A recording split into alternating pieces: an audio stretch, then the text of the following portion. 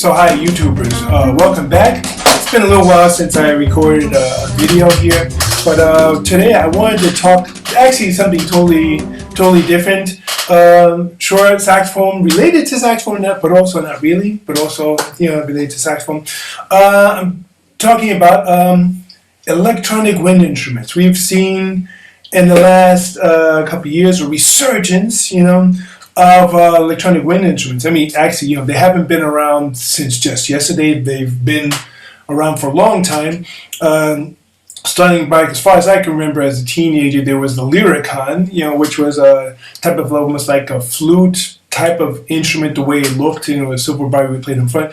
Their saxophonist Tom Scott was actually known for playing it then, and it was finally good. It got a little bit of notoriety from I guess from other saxophonists, but it just didn't really catch on at that time.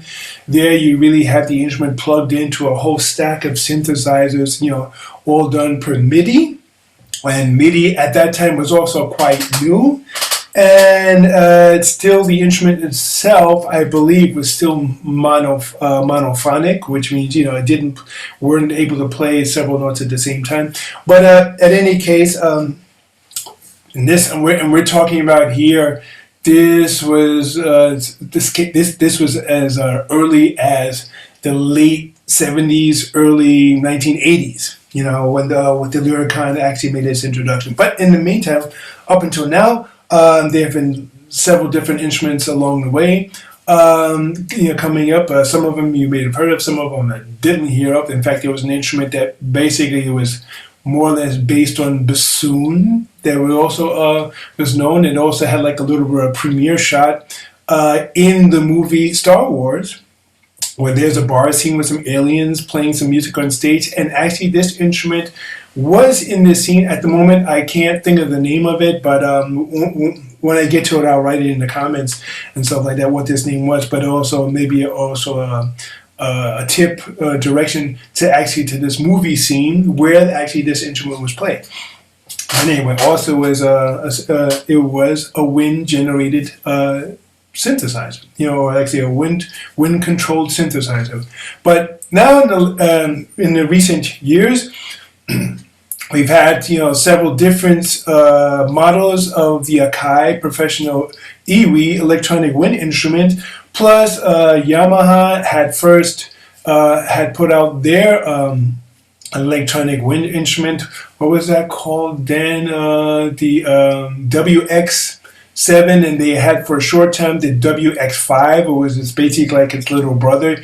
Didn't really last that long, and the WX7 was around for quite some time, but for some reason really didn't catch on. It was basically, it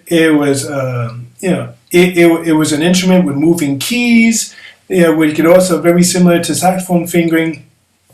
And some people preferred it, some people not. But what really caught on was the AKAI EWI, which I have one model of it here. I have the USB version here. People talk about, hey, the 4000, and there was other versions like that. I think the 3020, which was also in between. Basically, it's gone into almost like forgotten about. You could only, if you find it, you can only find it on the used market, just like the 4000. But people swear by the 4000. The USB model, of course, come out. The 5000s out, and now we have the EWI Solo.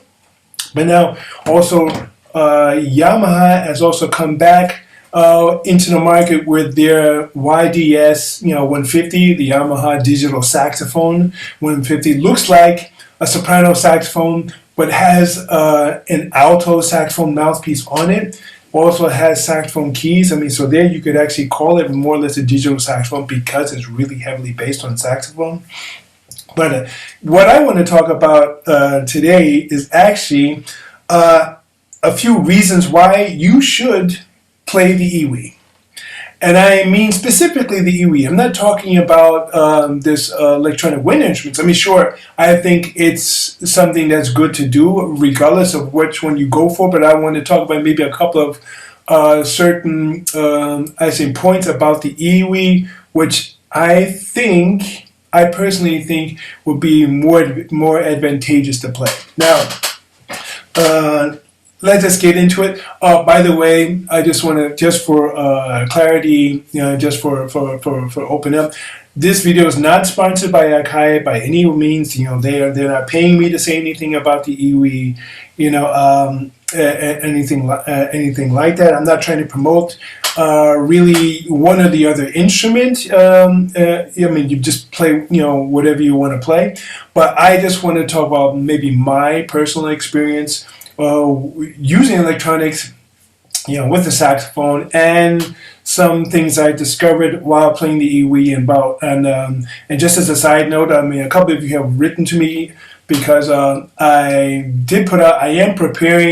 am writing a book on the EWI, or basically not on the EWI itself, but actually a bunch of exercises and techniques as far as learning the EWI, learning to play it, and learning to basically master it. And I just want to share a couple of things that I've discovered along the way, and toward really learning the instrument myself. Because basically, let me put it this way: when I started playing the EWI, the USB, I got this like maybe over a year ago, maybe almost 2. I can't even remember now. And at first, I was quite frustrated with it because it just really didn't respond the way I hoped it would, or at least expected it would. And it took some time to really get into it. But also, what was even more difficult was trying to find information about really how to set it up, how to play it. Now, of course, the instruction manual has basic setup, but still, there are certain things missing with it. As far as really having to deal with it. And of course, finding good, you could use several different types of fingerings on it: saxophone fingerings, flute fingerings, the clarinet fingerings, and plus trumpet now, because they used to be an EWI with electronic valve instrument. In the meantime, AKAI has gotten rid of that one because I guess it just wasn't selling.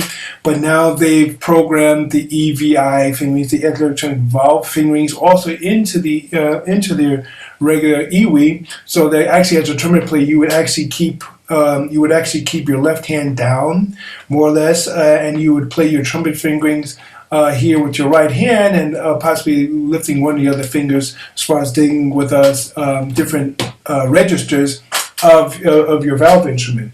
I won't get into those fingerings because I'm not a valve instrument player. I don't play trumpet, and so I don't have any idea about that. I do play saxophones, flutes, and clarinets, just like I guess many of you do as well. But I do want to make a couple of points about the advantages of playing the EWI. Well, first of all, the first advantage, number one, is just that the ability to practice silently.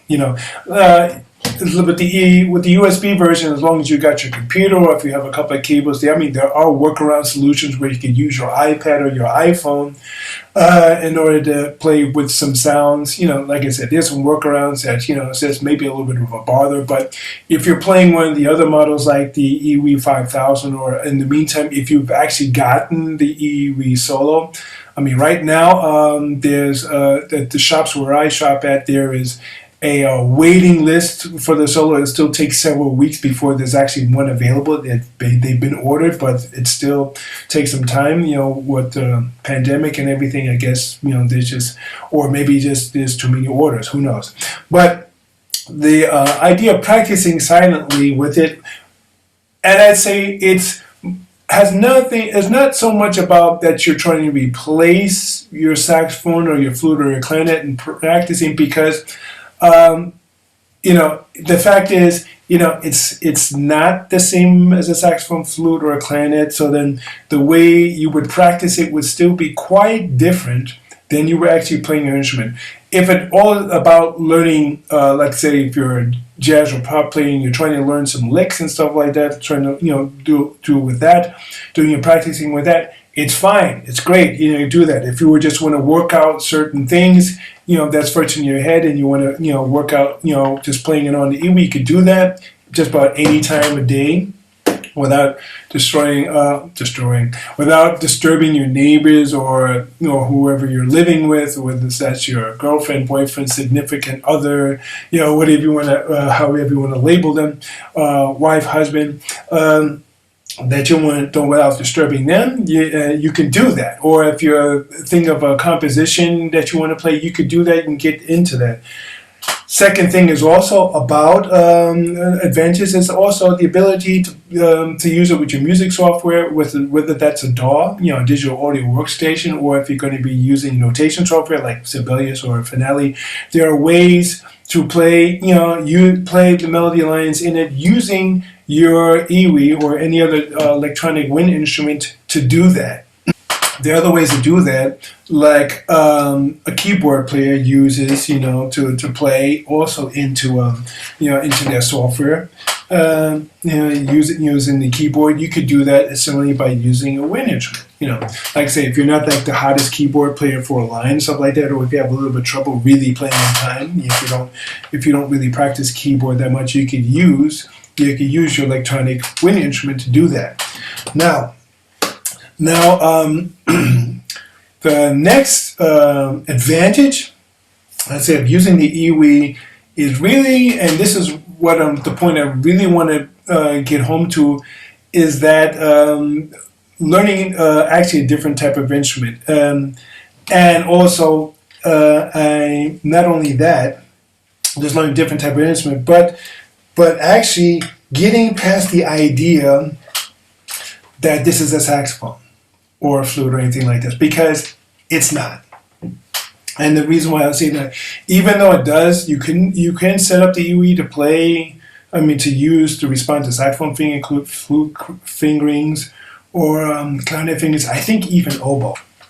Now from the instrument, there are a few keys on here that don't really exist on saxophone. Here, these fine and good, but they don't operate the same way as a saxophone would, not totally 100%. And here you have also a little bit more right hand finger, little finger keys that you don't have on saxophone. That doesn't, so it doesn't really respond the same way. But that's not the biggest. That's not really the biggest problem. The biggest problem is this: if you really want to learn how to play the instrument, the EWI itself, you have to think of it as a totally different animal, a totally different instrument. Because I think one of the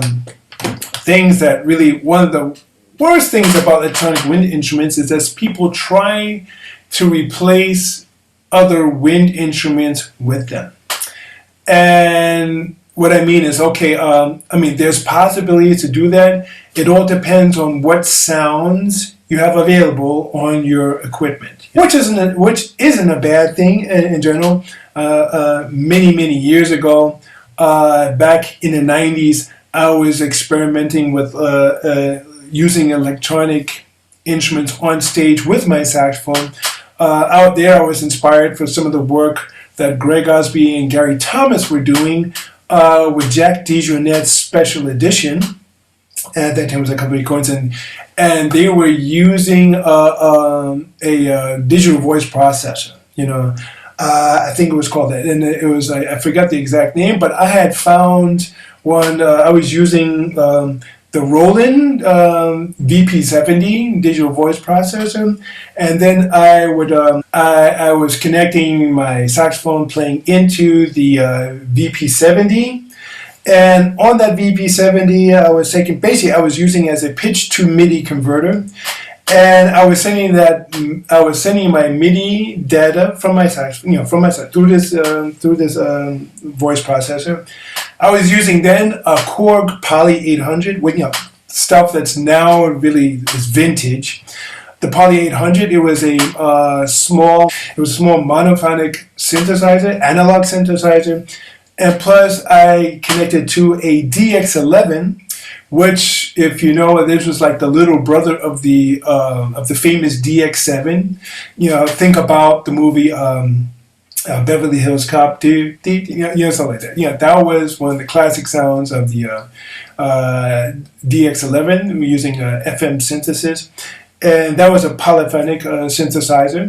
That both both these synthesizers you can only get on the used market these days, but doesn't need it. And just for a little bit of something special, I had used a Roland TR-626 rhythm composer. It was a little drum machine. I used it as a sequencer, a live sequencer. I would program whatever notes, using the beat patterns from the synthesizer, and I would actually this rhythm composer was actually acting as a sequencer live on stage. So I was playing my saxophone, and I had sounds programmed to play chords and stuff like that. With my sound. Of course, this was all it was all fine and good, and it was a nice experiment. Sometimes it was totally catastrophic on stage, you can imagine, because the microphone takes in every signal. That's what's happening on stage. And so if there's too many signals, the system would just break down, and then I have to use one of my foot pedals to change the program up or down, just one, and then change it back in order to kick the system back in so I'll be able to have this effect once again. Now, okay, it was fine and good, but the downside of all of it, I would have to say, is that it took me just as long to set up and to tear down as a drummer did. So, really took a lot of time to organize all, with the instrument stands, the keyboard stands, all my cables and my foot pedals and stuff like that. Like I said, it was a nice experiment. But now coming back, more than coming back 30 years later, now we have certain instruments like this, and we can travel a little bit lighter. In fact, if you have the EWI 5000, or if you thought about it, if you know about it, it has 100 sounds put into it, and the new EWI Solo has 200 sounds in it. And I have to say, the only thing about that, it's fine and good. And it doesn't the EWI Solo doesn't cost as much as the EWI 5000, but actually, AKAI did not make it easy to make a decision which one you should have, because there are pros and cons to both models, But anyway, I won't get into that. But one of the things I really dig about using the EWI is that here, you'll notice here the keys are touch sensitive. We don't have moving keys here,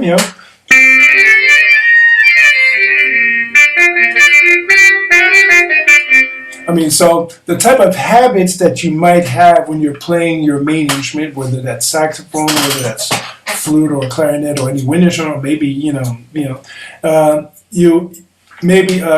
for instance, I have the habit on saxophone to sometimes rest my little fingers on other keys, for balance, for intonation, or for whatever purpose, But I can't do that on this instrument, and that's a good thing. Because what that does is, because now, since the instrument is touch sensitive, you have to be really clear and precise about where you set your fingerings, And this reminds me of an exercise that I was suggested to do when I first started really getting into playing clarinet, for instance, coming from saxophone to learning to play clarinet. I was advised, hey, to play, basically to exaggerate the fingerings. Like if I was going to play a B, I would play it like this and keep all fingers away and just play my scales like this, just in practice, to really be precise, because of course in the clarinet you also have holes you have to cover up, which by bass clarinet you don't have anymore, thank God, but you have holes to cover up, and this really playing the scales more or less precise like this, or actually exaggerating how to do the things by having your fingers fly off, would strengthen your technique actually on the clarinet. And I would try this for a while, and it really worked well, And on the EWI, at first you'll have to do something similar. You'll have to really also be very, very precise about how you're fingering, because you'll wind up getting tones and glitches that you normally would not want to have in your performance, Like for instance, also when you're playing the side keys, they work slightly different as they would on saxophone. Of course, like pressing one key does raise the tone. Like for instance here, the upper key here on the left hand raises the tone. The lower one lowers the tone. So raise the tone a half step, the other one lowers the tone a half step, you know. And the same thing happens here on the right hand. And then here the third one even lowers the tone one half step more.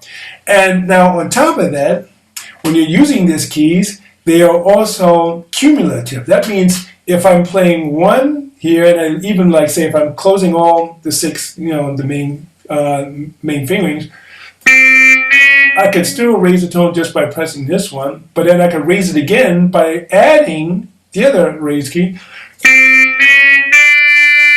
I mean, so here if I'm playing, I'm calling this D, you know, and it would be a D. I could raise it to D sharp here, and I could raise it again to E, making this fingering actually also the same as now also in E fingering. Now, I have my EWI set up to use EWI fingering, you know, and in the AKAI 5000 or the EWI 5000 EWI Solo, I think this is just called as E1.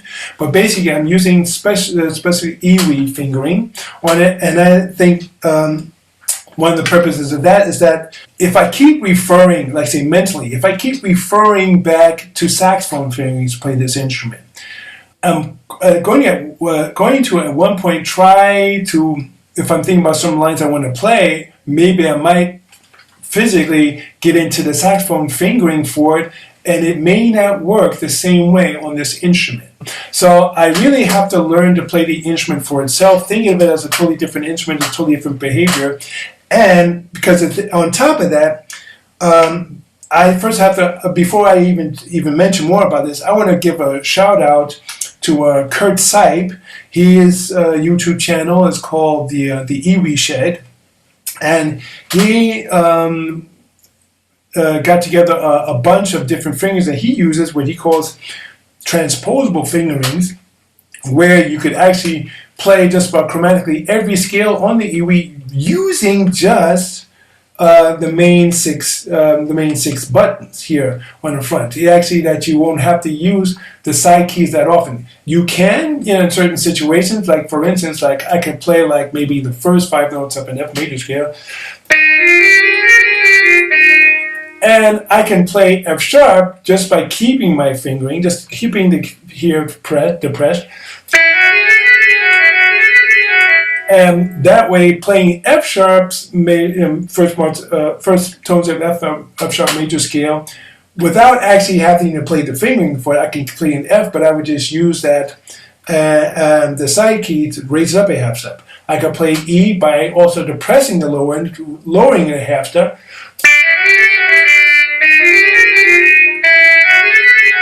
And like I mentioned before, the fingerings are these buttons are cumulative, so that means I can press another one here and actually play the first notes of a G scale using so-called F major fingerings, you know. And then on top of that, the buttons downward, I use also here the lower again down a half step down to E flat, and I can press both of them, the lower keys here at the same time, lowering it again another half step down to D. Now, why would you want to do all this? Yeah, it's just basically there are certain ways. You could figure out to playing certain pieces, certain ways, certain melodies, and you can come up with totally different fingerings that makes it easier for you to play this instrument chromatically just by any key, or even if you're playing an improvised solo, you'll be able to play through certain changes actually with a lot less complicated fingerings that you would have if you were playing a saxophone or flute. Now, it's your choice whether you want to take the time and the effort to learn new fingerings for a new instrument, or just use your old fingerings that you know already from the instrument, like saxophone, flute, clarinet, recorder, on this instrument, but I would like to basically really putting on you to try to use EWI fingerings when you're playing the EWI, because I'd say there are certain alternate fingerings that one can use in the situations that makes a lot easier to play the instrument. Certain fingerings are a lot easier on this instrument than you would ever have to use on the other instruments. Like, for example, if using these transposable fingerings, if I want to play an A flat major scale, is actually here, like if I'm playing as a saxophonist,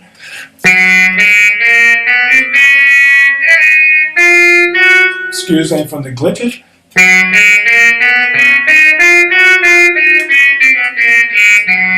But now transposable fingering,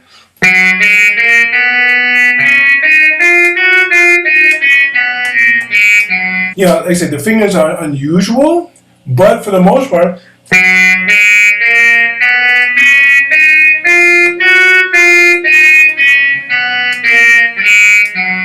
I don't have to use any of the side keys in order to play that scale. I'm using different combinations of fingerings that I'm using on my main row of fingerings. Now, certain scales will be exactly the same from saxophone and the EWI, only about 5 of them. And Kurt Sipe points this out, and I've checked it. It's basically C major scale, F major scale, G major scale, also D major scale, and B flat major scale.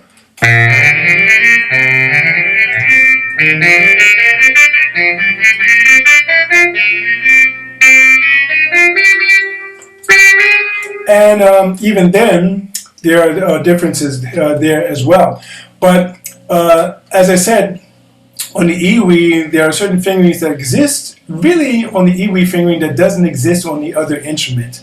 And I'd say this could be an added value for you as a wind player to also learn other possibilities to actually, for your own dexterity, this could wind up affecting the dexterity that you'll have on your main instrument. I spent, in my own experience, I spent some time, a few days of just really only playing the EWI for a couple, for just maybe an hour a day, something like that. And then I jumped on my bass clarinet, and I had a lot easier time playing certain things that I really had trouble with before. And or for some reason, playing the EWI cleaned up my technique a little bit, so I was able to perform a lot easier on that instrument. So that's about another advantage of playing the EWI. Another advantage is, I mentioned before, the professional use. For using it on stage, using in certain situations, or even in the pit as a pit musician, like say in theater, stuff like that. You're hired to play certain wind instruments, for the arrangement that maybe it's a wind instrument you don't have. If the conductor or the musical director is okay with you playing the EWI instead of that instrument, I'm not saying you should forget about playing oboe and all this other instruments and just use the EWI for everything. I think that's a mistake. There's a lot to learn to actually playing those instruments. If you want to put the time and effort into it, if it makes sense for you, I think it's to do that. But when you do, when you are in a situation that you have to imitate another wind instrument, I highly recommend really listening to recordings of that instrument and practicing with the EWI to try to imitate how that instrument's played. It's not enough just to have the sound of that instrument in your equipment and then be able and then just play it like that. You have to learn to have a feel for the instrument, just like a synthesizer player or any keyboard player, and he's writing a track, he's writing some music, maybe he's writing for orchestra or film and stuff like that, and he's playing a solo, for trumpet, he's using the trumpet voice or an oboe voice and things like that. If he plays it as a keyboarder, it's it's going to sound like crap. Seriously, it really is. He or she knows they'll have to use, expression wheel and things like that in order to imitate that sound as closely as possible. Like I said, how much time and effort they will go into it, it all depends. If they're making this recording to be used directly for a film or whatever, or even as a demo, and it just has to sound good, they do this. They do this. They have to put in. They put in the effort to learn how to perform that instrument on their keyboard. So then you, as an electronic wind instrument player, whether you're playing EWI or any other cinema, aerophone, whatever it is, you'll have to put in that type of time and effort to mimic that instrument. Now, when it comes down, I'm a big fan of, when we're going to play these instruments, finding good, like I said, learning to imitate other instruments is a good thing, but the best thing is really to treat it like another animal and actually learn to find synthesizer sounds to play with the instrument. And not every synthesizer sound works well for an electronic wind instrument. Some sounds are really so keyboard-like, they sound like crap on an EWI. They really do, or any electronic wind instrument. I'm just going to say EWI. I'm just saying, just replace that word EWI with any other wind instrument of your choice.